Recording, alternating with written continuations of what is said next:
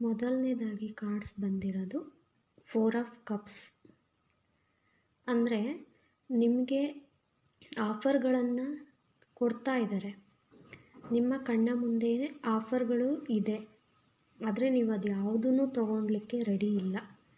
ಯಾಕಂದರೆ ನಿಮಗೆ ಅಷ್ಟು ಬೇಜಾರನ್ನುವಂಥದ್ದು ಆಗಿದೆ. ನೀವು ಆ ಆಫರ್ಗಳನ್ನು ನಿಮ್ಮ ಮುಂದೆ ಬರುವಂತಹ ದಾರಿಯನ್ನು ನೀವು ಗುರುತಿಸ್ತಿಲ್ಲ ಅಂತಲೇ ಹೇಳ್ಬೋದು. ಯಾವುದೇ ರೀತಿಯಾದಂತಹ ಆಫರ್ಗಳನ್ನು ನೀವು ಗುರುತಿಸ್ತಿಲ್ಲ ಅಂಥೇಳಿ ಈ ಕಾರ್ಡ್ ತೋರಿಸ್ತಾ ಇದೆ. ಎಲ್ಲವೂ ಹೀಗೆ ಆಗುತ್ತೆ, ನನ್ನ ಜೀವನದಲ್ಲಿ ಏನೂ ಇಲ್ಲ ಅಂಥೇಳಿ ನೀವು ಭಾವಿಸ್ಕೊತಾ ಇದ್ದೀರಿ. ಆದರೆ ಆ ಥರ ಮಾಡದೇನೆ ನಿಮ್ಗೆ ಯಾವ ಆಫರ್ಗಳು ಸಿಗುತ್ತೆ ಅದನ್ನ ನೀವು ಸರಿಯಾದ ರೀತಿಯಲ್ಲಿ ಬಳಸ್ಕೊತಾ ಹೋದರೆ ನಿಮ್ಮ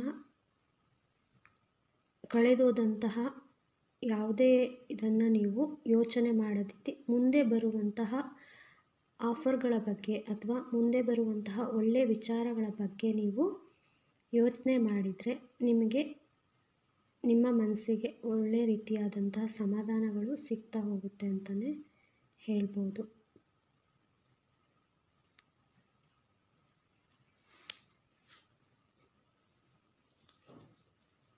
ನೆಕ್ಸ್ಟ್ ಕಾರ್ಡ್ ನಾವು ನೋಡೋದಾದರೆ ಹೈ ಪ್ರೆಸ್ಟಿಸ್.